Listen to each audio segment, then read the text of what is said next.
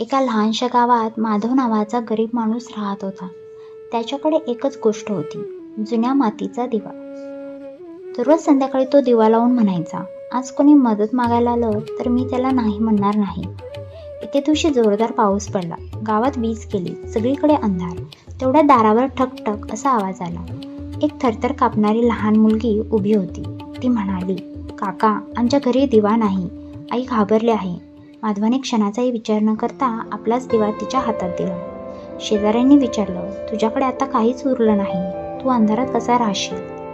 माधव हसून म्हणाला, दिवा दिला, पण माझ्यातला उजेड अजून जिवंत आहे.